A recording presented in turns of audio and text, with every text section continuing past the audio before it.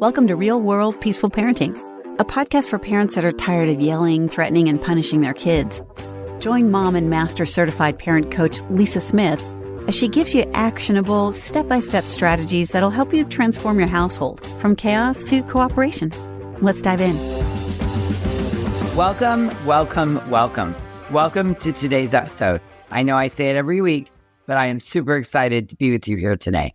Today especially, and I've got a really wonderful treat for you today as we head into 2024. Now, if you were listening last week, you know that I announced that 2024 is going to be the year of self-regulation. This is my commitment, my gift to you. I'm going to walk alongside you all year long to help you work on your ability to regulate even when your kids are having a meltdown. The value of this is that as we get better at regulating ourselves, we then can offer co-regulation to all those around us, but most importantly, our children. So this is what we're going to work on in the year of 2024. With that in mind, today I want to delve into a feeling that's pretty common in parenting. Drum roll, please. Are you ready? Fear. I know it's a tough one to talk about, but we're going to do it today. And I've got some amazing parents with me to help me do this today. Fear is a big part of being a parent and can show up in lots of different ways, affecting how we decide things, what we do, even how we get along with our kids. But here's the question. How does this strong feeling change the way we parent? Because it does. It really does. And that's what I want to talk about today. Stick with us as we figure out the ins and outs of fear in parenting, finding out how it shapes what we think, how we choose, and that sometimes messes with our best plans. We'll chat about it, hear from Hive members Dina, Kris, and Viv, and discuss how to handle and meet the worries as we raise our kids. So let's dig in. I want to start out by thanking Dina, Kris, and Viv for joining me today.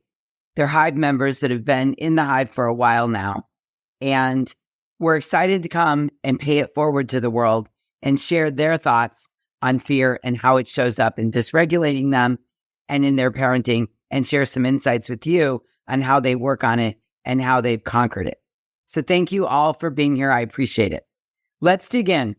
The first topic I want to talk about is how fear dysregulates us. So oftentimes our kids do something, say something, don't do something, don't want to go to school, don't want to come home for Christmas break, don't want to miss curfew, don't want to do their homework. You get a phone call from the school and we immediately go into fear or anger. We immediately become dysregulated. The secret is to notice that, I think. Okay, I'm dysregulated. I got surprised with some news. It's scaring me a little bit. And then really take a moment before you do anything else to regulate yourself back to your higher brain. Tell us about the experience you've had in learning to do that, Dina. Well, thank you for having me, Lisa. I'm really excited to be here. Wow, fear is a big one. For me, especially with my daughter, she is not like me academically. So my biggest fear comes out when she refuses to do homework or wants to follow through on something academically. And the minute there's a pushback, I can feel this motion, like very heightened, like, oh no, she's not going to get this done. She's not going to get a good grade. Something else is going to happen. And it's like this explosion in my head that I get very tense about. And then immediately I'm pushing my emotions onto her. And I also realized this recently when I looked at time too, because I'm very planned and time oriented. So when I say it, or I suggest it's time to do homework, she pushes back. And I've given her enough time, but yet I want it done right away because I'm like, well, if she doesn't do it right now and she doesn't get it done, it's not going to sink in. So that's where a lot of my fear comes around, is about her at school and academically and with homework.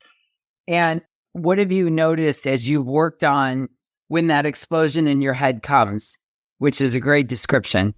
Tell us how it's different for you now that you know to take that moment, that extra moment to pause and regulate yourself versus acting out on or parenting from that explosion in your head? Well, what's totally changed is when she immediately pushes back, the first thing I say to myself, oh, she's having her kid reaction. And I just stop. And I frame it as a kid reaction because it helps my brain understand that she is not an adult. She's not thinking like I am. She's having her kid reaction. And then I simply keep my mouth quiet and I usually walk away now. And by doing that, what I found is that she will just continue to move forward. But what she needs to do is just release what she needed to say. It just needed to come out of her. It may not be what she's truly thinking, but it has to come out. So I've just learned that I don't need to react what's coming out of her or what she's saying. If I just pause and say to myself, this is just her kid reaction, I can move forward and stay regulated. So when she says to me in 10 minutes later, Mom, I need some help with my homework, I'm in a much different state than I am if she started it all frustrated and I said, well, you got to do it now. And then we're already in a different frame of mind and we can't move through it. Oh, Dina, that's so good. I mean, just the fact that you recognize I don't want to react to the behavior, to the storming that's happening in that moment. What a game changer. It has been. It's absolutely, I've been on some Hive calls recently. We've talked about this.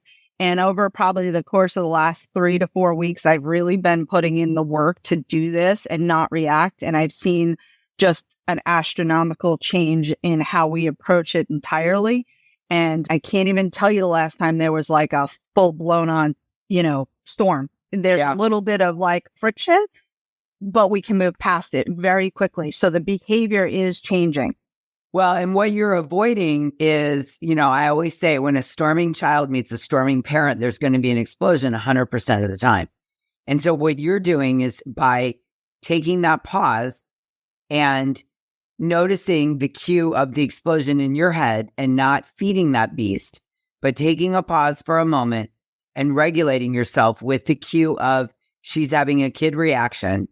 You're not meeting her storm with a storm yourself, and therefore, ergo, there's no explosion. And so we can move right past that small storm and straight into the homework, which then comforts the fear in the first place of yours because you're not feeding into the fear. You're working around the fear of she's not academically motivated on her own. Absolutely. Yeah. And that's Beautiful. Really it's been amazing because underlying, I looked at this and this was just, the fear is more, is she motivated? And I'm seeing it, but it was so covered with these storms and this fear and everything else. It took a while for me to really see that's what it is. Yeah. And she is motivated. Just differently than you. Correct. Because she's here to have her own experience. Absolutely. Okay. So this leads me to my next question that I think Kris will really give us some insight on this. Kris, first of all, welcome. Glad to have you here. Kris is the mother of 2 adult daughters, let's call them legal, still developing brain, adult young women. And one of the things I think about you, Kris, is one of the first things we worked on when you joined the Hive was really naming your fears to yourself, taking a minute to just acknowledge them and get them out of your brain and out into the ethos in a safe place where you could really take a minute to examine them. Can you talk to us about that? Absolutely. And thanks for having me on today. I appreciate the opportunity to share. Yeah, I think when I first joined in, my kids were already in their teen years, which can be fearful sometimes. And I think what I started with was I honestly had a lack of awareness of the separateness between myself and my girls when it came to fear. And I really did focus, I think, on the behaviors. I remember one of the first things I learned from the Hive was the difference between snorkeling at the surface and scuba diving down. And I think as an example, if my kiddo did something that, as an example, if somebody vaped, which I think, unfortunately, most teenagers at some point or another, they're going to make a choice that as a parent, you're not in on that decision. And I looked at the behavior and my fear was about stopping the behavior, because I felt like it created this fear of the unknown. Oh my gosh, what happens if this kid starts vaping? And that, I would allow these stories to start to build. I was almost creating this whole negative potential outcome for my kid's life by one teenage brain choice. Mm-hmm. And so I really had to learn how to differentiate between the behavior and getting underneath to what was the unmet need and why some of these behaviors might be happening. And I think when I was able to, like you said, to name the fear, to look at it square on, I was able to be a little bit more regulated about it and realize that sometimes those fears were more about me than they were about necessarily the behavior that my child might be exhibiting, and creating these spiraling stories of what could possibly happen instead of just being more in the moment of, hey, tell me more, what's going on with this? Why was this a choice for you? Is there something that, that we need to talk about further? So I think that was one of my big ahas, was really, like I said, starting to understand that my lack of awareness. And then once I gained an awareness, really not focusing on the behavior as much as I was focusing on the unmet need and how the stories that I was creating were creating the dysregulation, not necessarily the behavior. I can totally relate to that. And I'm thinking, talk about this for a second, because I have a 19-year-old and share some of the same fears you have. Fear, and I want, listener, if you hear nothing else I say today, please hear this. Fear is not permission to go ham on your kid, as my friend Corinne Crabtree would say. Fear is not permission to go cuckoo, loco, ham on your kid. We don't want to work up a whole head of steam over a fear and then explode on our children. What you really want to do is acknowledge your fear and connect while having the fear, right? If Dina, for example, we'll use this homework example because it's a good one, and Kris, you can speak to this, but if a parent is afraid their child isn't going to be successful academically and the child doesn't want to do their homework, we don't use that to start berating, screaming, yelling, dominating, controlling the child into doing the homework, because A, it doesn't work, but B, then it creates more disconnection. And you're using the fear to push your child away rather than using connection to pull them close. What's been your experience with your kids, Kris, with that? Yeah, I think, there was probably a time when I felt as a parent, I was supposed to know and have all the answers. And I think once I learned to be vulnerable and basically say, I don't have the answers here, or to admit that as a human, I could have fear and sit with it and still try to move forward. I think that really helped open up conversations because, one, it just made me, I think, more approachable by my kids for them to see, oh, my mom has fears about things too, and she's willing to acknowledge that and willing to work through it rather than, maybe trying to, cover up the fear, whether that be, in, perfectionistic mode, or whether that be just, again, that fear of the unknown of, what does it look like if I'm vulnerable with my kids, especially as they get older and develop more understanding? I guess I feel like learning to acknowledge the fear, learning to be vulnerable to it just being a normal emotion in life helped me figure out a better way to connect with my kids, as opposed to, like you said, trying to roll over them or stop the behaviors, just allowing the fear to be present and to still be able to work through with that fear being part of the room. Kris, that's so good. Just realize, fear is a normal emotion in life, period. Hello, in life. And why are we to think that it isn't going to show up in parenting and try to hide it and act like we've got all the answers? That, so valuable, Kris. So valuable. Thank you. All right, Viv, talk to us about, Viv has 4 children and she is bookended with 2 incredibly strong-willed boys. And all 4 of her children have very different personalities. So talk to us about fear and parenting multiple children, as the parent having different fears for each of them, how you stay regulated, what you've noticed over time as you've been doing this work, and how you work to stay regulated in that menagerie of kids and personalities. Well, thank you, Lisa, for having me on today. I appreciate it. So I think one of my biggest fears in parenting is getting it right. I have this fear that if I don't get it right, then they're not going to turn out okay. And this fear is always there. And so one of the things that keeps coming up more recently in my parenting is especially my bookend boys, they have very big reactions to things. So for Thomas, it's all about like, he's a teenager, so he wants to do things his way and be with his friends and do all of his events. And it's hard with a family of 4, just scheduling all of that. So he'll quickly get dysregulated about that. And then with my youngest, who's 5, he's in kindergarten. So he's in that, preschool was a lot of fun. And now we're in kindergarten and there's not a lot of playtime. And so he's just refusing to go to school. And sometimes my brain goes to like, okay, I'm learning a lot about my strong-willed teenager, and I want to trickle this down and do really well with my youngest one because I've had all this experience with the older one. And I'm like, it's my 4th kid and I can't get him to go to school. Like this is happening on the regular where if it's a very busy family schedule night, he just falls apart the next day. It's just too much for him. And I've had to recognize that my 2 boys in particular also very much get very stuck in their feelings.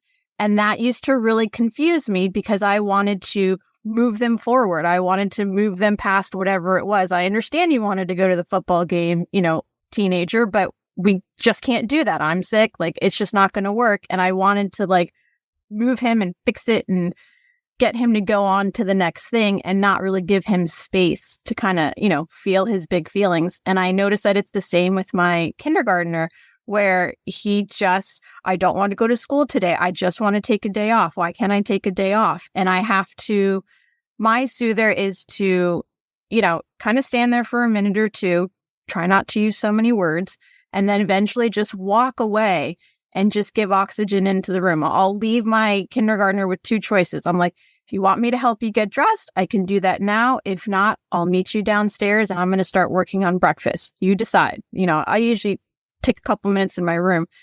And so I think just by walking away, it allows that oxygen to just kind of come back into the room, gives him space to kind of feel his feelings.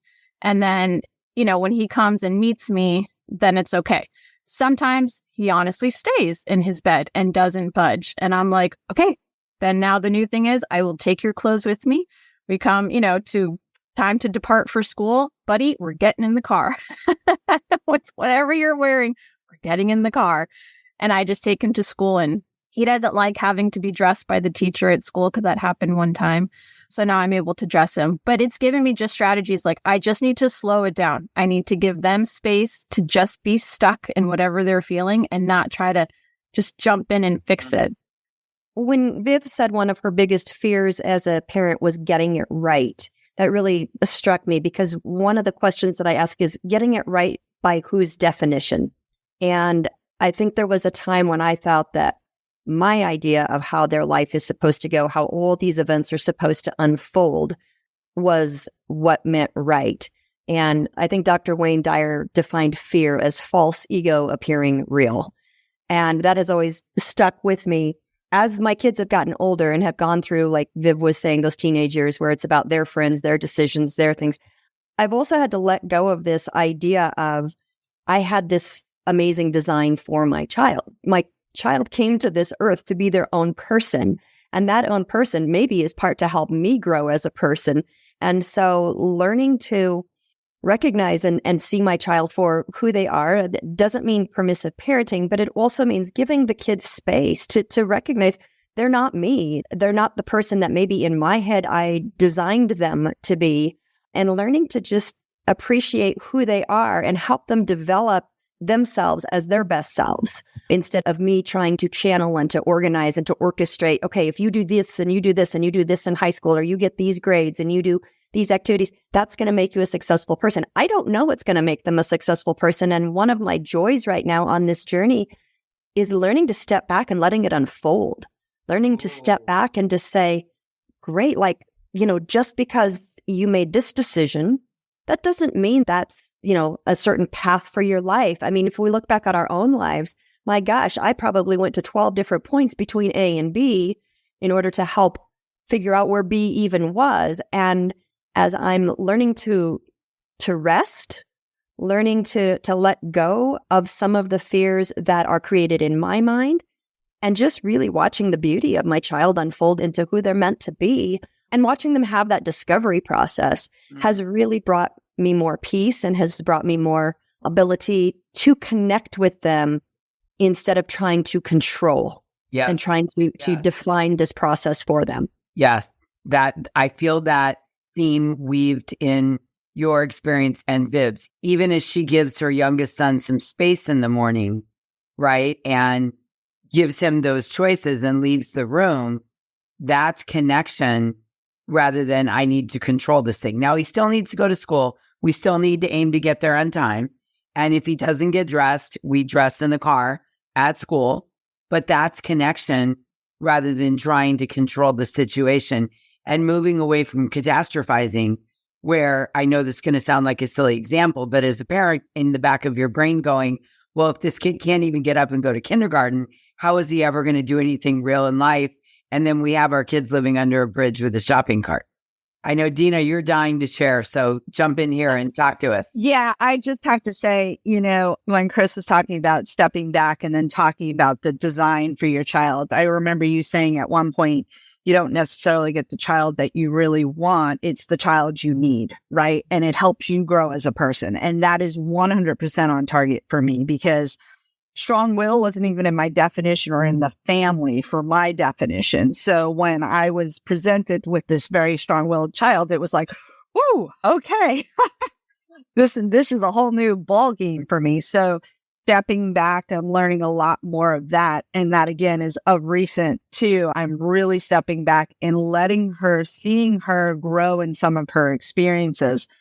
For example, she's in show week and she has 4 days of 3.5-hour rehearsals before her show this weekend. And I was like, oh my God, this is going to be a disaster if I can't get her to bed on time and we get sleep and we get food. And I said, you know what? We're just going to go through this and I'm going to let her figure this out. But she's used her words. She's connected with me. She's like, Mommy, I'm exhausted. I said, I get it. I know. I said, this is really tough. I said, but we're almost at the finish line. I said, what can I do to help?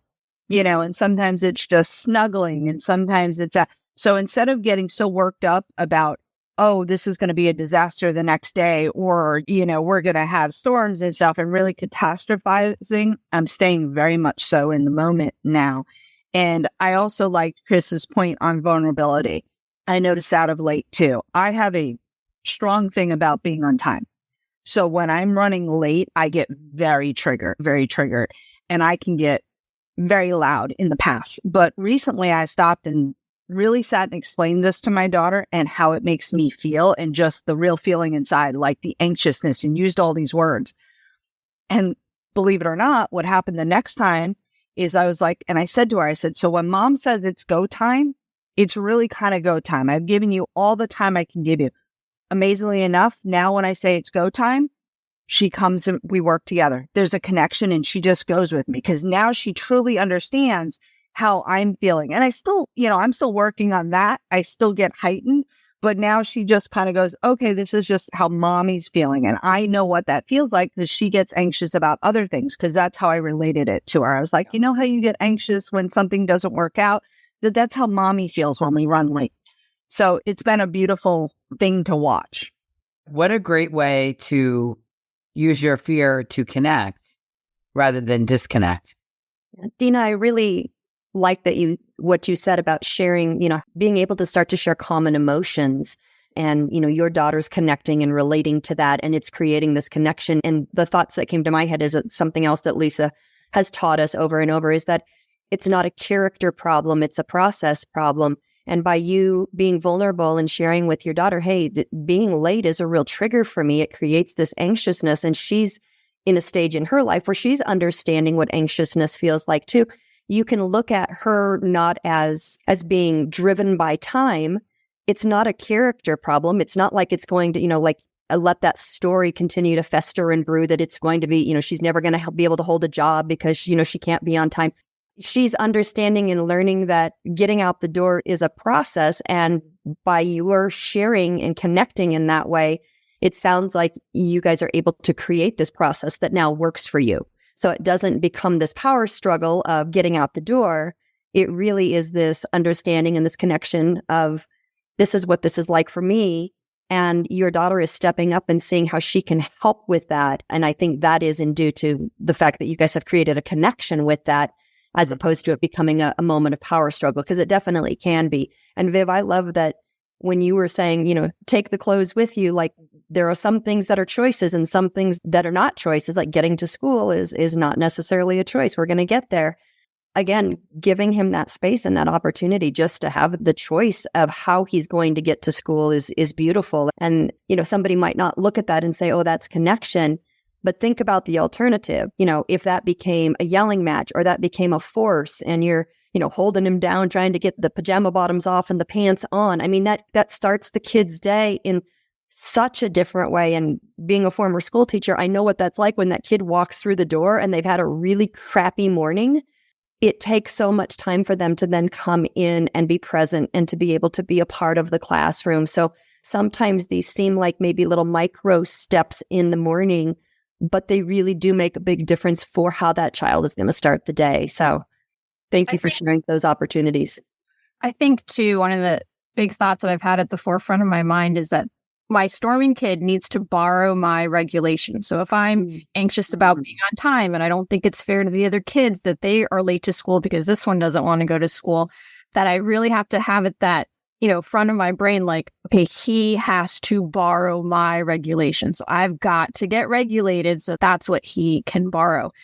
And just another thought that kind of couples with that is just that they're also learning to co-regulate. They're learning to eventually regulate themselves, and also just all of that resiliency that comes in growing up and just giving them the space to be resilient and to experience these things. This morning, I didn't want to get out of bed either.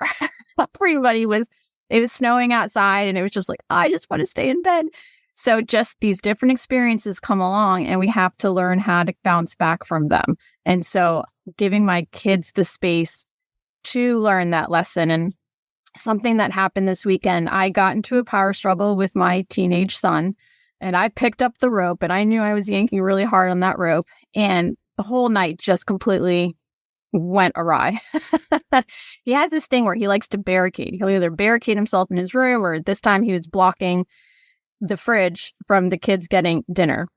But anyways, on Monday, I drove him to school. I dropped the other ones off and I was trying to impart this lesson. And you could just tell it was just not sinking in. And I was just like, okay, I'm rushing it. I want him to learn the lesson and I want him to have remorse, and he doesn't have remorse. And then I'm like, wait a minute, my brain is going down a rabbit hole.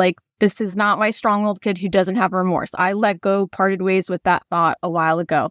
And so I dropped him off and I ended up writing him a very short email of just kind of what happened the night before, and then also what my hopes were for him growing into a young man and what I was looking for yesterday, the night before, because my husband was out of town. So I needed some extra help from him, which he didn't give. And so I just let it be. And I was like, I'm just going to let it go for the day. And that night we were driving to basketball practice.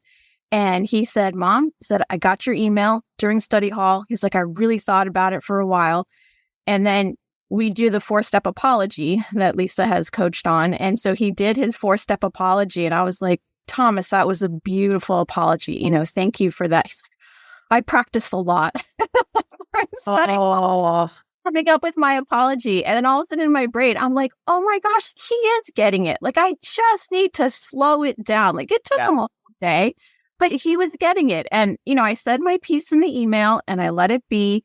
And, and then he came back on his own, and apologized. And so it's just that slowing down, that recognizing they're borrowing my regulation. They're learning resiliency. I'm modeling what I can. I make mistakes too. They make mistakes. And so it was just beautiful to just see it come full circle that way. What an effective use of study hall. Studying emotional intelligence. I mean, if every school could focus on emotional intelligence during study hall, we'd have a different world, wouldn't we? Yes. Yes. Well, I want to share this. So I know this about me. Again, listener, I have a 19-year-old freshman in college. So fear is at the forefront of my mind a lot. He's doing well, but you're sending him out into the world. My son is halfway across the country. You're getting snippets here and there of information. And sometimes they call home and they're having a good day. And then the next day they call home and they're having a not so good day. And it's very easy to catastrophize. And one thing that I've noticed about myself is that often, and you guys have spoken of this, is that often when I'm in fear mode, I want to speed everything up and I want to control everything. And so I've been doing a lot of work on myself of slowing down and moving away from control. And the mantra that gets me there, I'm a fan of John Acuff, and he recently posted something on his Instagram page that said, fear gets a say, not a vote. And I think this is a good topic for us to discuss. And I remind myself of this regularly. Okay, fear, I see you. You're in the room. I see you.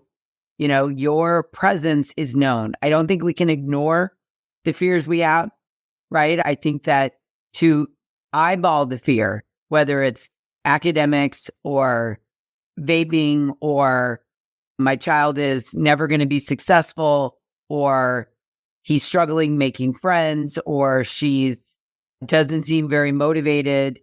I think we need to acknowledge it, that it's in the room, but be careful not to give it a vote. Because I know for me, when I give fear a vote, I immediately start to try to control the situation. And I can think back to lots of examples over Malcolm's childhood where I would try to control, you know, his basketball experience or his social, the friends that he had, wanting to direct him towards certain friends or away from others, or his schoolwork. And so really, I'm offering this to the listener, give fear a say, but not a vote. So tell us about your experience with that, Dina. It just hit home because it was a very recent example. Again, it comes to academics and school and stuff like that. At school, my daughter can get easily distracted. And the sitting arrangements, they change, you know, but she was that like kind of like a quad, 4 people. And what was happening is somebody kept talking and talking, and she would politely use her words to say, can you please be quiet? I can't hear the teacher. And what would happen is the teacher would see her talking. So she'd get, you know, a little bit in trouble for talking, and that would go on. But she came and she talked to me about it. So we coached on this about her going and talking to her teacher because I didn't want to step in to do this. I wanted her to take the first step to talk to her teacher. Well, she went and talked to her teacher, but then nothing changed. So immediately my fear went, okay, now I've got to step in. It's like, now I've got to control this situation because my child's getting distracted. What about her grades? You know, like I started going all in this weird place. And then I stopped because I also listened to the recent podcast about resiliency and adversity. And I said, nope. I said, what needs to happen is we got to, like Viv says, give oxygen in the room. She needs to follow up if nothing happens with her teacher. Lo and behold, on Monday, the teacher had rearranged the whole room. She's now by herself. So she's sitting by herself. So again, instead of jumping in on Friday and writing another email to the teacher and trying to control the whole thing and stepping over her, I just let it be. And I said to my fear, I said, no, I'm not doing this. I said, she is okay. Everything will be fine. This is a good lesson and a growing experience for her instead of me jumping with my fear and the need to control. I love it. I love it. I was giving a presentation yesterday to a group of parents in person, which I haven't done in a while. And it was really great to be in a room with parents. And we were talking about resiliency. And I asked the group, who doesn't want their children to be resilient? And of course, no one raised their hand because we all want our kids to be resilient. And I said, well, here's the problem. And y'all are not going to like this. And they just, they looked at me and I said, resiliency requires adversity. And most of us are unwilling to let our kids experience adversity. And it's hard. We become protective people, and we live in a society where there is the expectation that we fix our children's problems.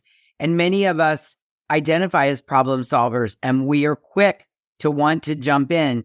We also get a chemical hit for solving problems. And we define, and this could be a whole nother podcast episode, but we define the job description of parenting as solving our kids' problems, right? And I think they get tipped off by fear. Like Dina, you gave us a great example. I want my daughter to do well academically. I naturally did well. She seems to not come by this naturally. And so any little thing that's going to interfere with that, quote, academic success, I feel entitled to jump in and mama bear over this because that's in my job description so that she will do good academically. But you caught yourself. You regulated and said fear gets a say, but not a voice. I am not permitted to go and solve this problem for her because it didn't get solved on the first try. And you resisted that urge and you let her work through that adversity on her own. And now she is more resilient as a result of that. Mm-hmm. Yeah. And it just so resonated because I listened to the podcast as the situation was starting to unfold. And I was like, oh, I really have to stop. I said, I am not going to do this. I am just going to let this be. And if not, if then nothing had changed, I would, again, encourage her to talk again with her teacher because she needs to work through that adversity and having her teacher understand because I'm not there and I'm not going to be there to solve every problem she's ever going to have. She's got, this is part of growing up. So, well, and you wouldn't want to solve every problem because then you create a non-resilient, codependent child that is always going to need someone else to solve their problems. And when it's no longer you, it might be someone else in the world that doesn't have their best interests in mind. Another example of this, Viv, is you letting your youngest child work through the adversity of not liking kindergarten, not wanting to go, right? You're not in his face every day going, come on, buddy, you love school. You can do this. Don't worry. You're not trying to gaslight him, convince him that kindergarten is fun. You're not trying to incentivize him or beg him or dominate over him to go or tell him to get over it. You're just giving him the oxygen to get ready in the morning and you're giving him choices. So you're still the peaceful leader of the household. You can get dressed on your own or we can get dressed in the parking lot at school. We will be going to school. We will be doing our best to get there on time. I hear you that you don't like it. I love you. I'll be in the kitchen. And you're letting him work through the adversity of not liking kindergarten, which for a parent could be really stimulating in the fear department because the idea, the thought is that all kids like kindergarten. There must be something wrong with my kid. What's going on here? Is there a problem? And I think with him being 5, like my oldest, he's very much a talker. So we talk it out, we work it out. But the 5-year-old, I've tried questions like, oh, what do you like in school? Or if you could change anything, what would you change? And he just keeps coming up like, he doesn't have words. He's very motion, activated, very touchy-feely. But when it comes to words, he struggles. And I have to be like, okay, that's just not how we're going to connect. Like, just give him the choices, give him space, give him a hug that way. Because I want to use words and I want to pull it out of him and help him see the light. And he's 5 and he just can't do it. So I have to constantly remind myself, we're just not there yet. I can have deep conversations with the oldest one, not so much with the 5-year-old. She just needs a hug or a tickle, just to kind of differentiate the 4 kids. Yeah. They each need something a little bit different as far as connection. But he's going to be resilient because he's working through this adversity on his own. Yeah. One of the things that I'm hearing through Viv's example and Dina's example is, we talk a lot about choices that we give to our kids to, perhaps help them regulate or to help them see that, there are options. What I was hearing is each of them were making personal choices themselves, making choices between emotional dysregulation, allowing fear to be in control and lead to certain actions, or being able to step back and to say, Dina was really clear, no, I'm not going to do that. And, I think there's a point for us as parents when we find ourselves in these moments where fear does seem to feel like it's in the driver's seat. How can we step back and give ourselves those choices and to say, okay, if I let fear have a vote, if I let fear run with this, what does that look like? Where is that going to take me? And is that taking me anywhere closer to where I want to be with my child or with myself? Or can I look at this and maybe learn to sit with that difficult emotion or that challenge myself? And can I approach this in a different way? And so I love the fact that it's almost like learning to parent ourselves in some ways in order to better parent our kids. And when I was hearing that, the idea of choice, personal choice, and how we show up, definitely affects then how our kids can show up. I love that, Kris. And it brings up the point, I use Nicole LePera's definition of emotional immaturity. And that's when we project blame and deflect onto other people and externalize our big negative emotions. And I think what we've talked about today is really working on not deflecting our fear onto our children. That's really the common thread in today's conversation, is disciplining ourselves or editing ourselves not to constantly deflect our fears for our children onto our children, and not using it as permission to get dysregulated, to storm, to control, right? And this is a lot of what we work on in the Hive, is working towards emotional intelligence, self-regulation, self-reflection, holding space for other people. And all of your examples today are where you self-regulated, you self-reflected, and you held space for your daughter, for your daughters, for your 4 kids. You held space for them, and you resisted the urge to deflect your fears onto your children. And I'm a work in progress as well. I work on this regularly. Malcolm and I had a conversation last night. We're going to have another one today. And I spent all last night thinking about how I want to deflect my fears onto him. I want to. The urge is there because in the heat of the moment, it feels good, but I'm not going to do that because nobody wins when I deflect my fears onto him. So I last night literally said to myself, let's self-regulate. Let's reflect, and let's hold space for what he might be going through. And then I had a good night's sleep on it. And I feel like a completely different person today, ready to have a completely different conversation than I would have had yesterday because I've self-regulated. And so I think, the beauty that one of the things we work on in the Hive is not deflecting and projecting onto our kids. And fear is an area where sometimes we feel like there's permission to do it because it's a fear.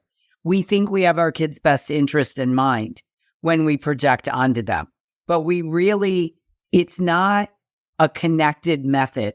What I think is that when we project and deflect onto our children, the next step is control and compliance. It's not connection and cooperation.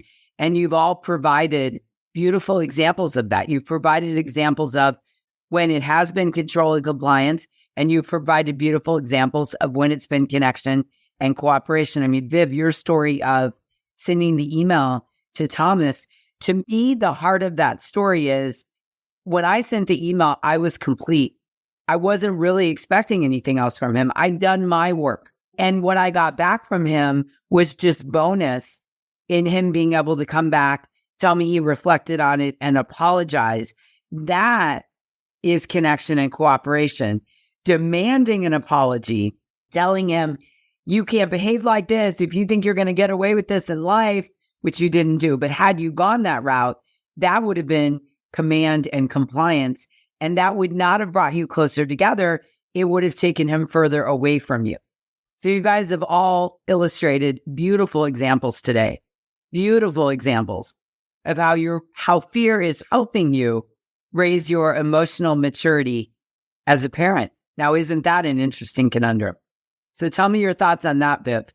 Yeah, I think, like you said, fear is in the room, but when it pushes you into dysregulation, then the lesson gets lost. So recognizing that fear, learning to understand that it's there, and then figuring out, okay, how do I now regulate? How do I get from my middle brain to my higher brain? Because like you said, then that's where you find the connection and the cooperation. And then they're able to borrow your regulation. Like I did, I wrote that email and I was like, I'm done. I've said my piece, no more. I'm done. And I just, let it be. And what I received back was that connection, from Thomas. So I think just recognizing that it's there, but not letting it drive the bus. I remember on a coaching one time, you're like, don't even let fear on the bus. Like the fear stays outside of the bus. And I'm like, okay, you have those thoughts and you can't always get rid of the thoughts, but what thought are you going to attach to? Totally. Yeah. Kris, tell us your experience. Yeah. Yesterday, actually, this is one of the beautiful things about the Hive is, some weeks I tune in and learn so much through osmosis through other people. And yesterday I had asked for coaching about, looking ahead to Christmas break with kids coming home from college and that sort of thing. And you basically stopped me in my tracks and said, what is really driving this? And, having the opportunity to meet with a group of adults who are all in very supportive space, it helped me realize that what was driving it was my fear, of, oh, my daughter's going to drive, 16 hours to meet us for Christmas break. And what if she gets a flat tire? What if she is in an accident? And I thought, what if that happens to me? Like, those are all things beyond my control. And so I had to really step back and recognize that a lot of fear is driven by this lack of control. And that's life. Like, we don't get to control all the outcomes. I don't get to control certain things that are going to happen along the way. And so when I can almost, in some ways, hold hands with fear and make a little bit of a friend with it, as opposed to just constantly trying to push it away or constantly trying to override it by me thinking I can control over the unknown, then I can step back and say, like, I don't get to determine that outcome.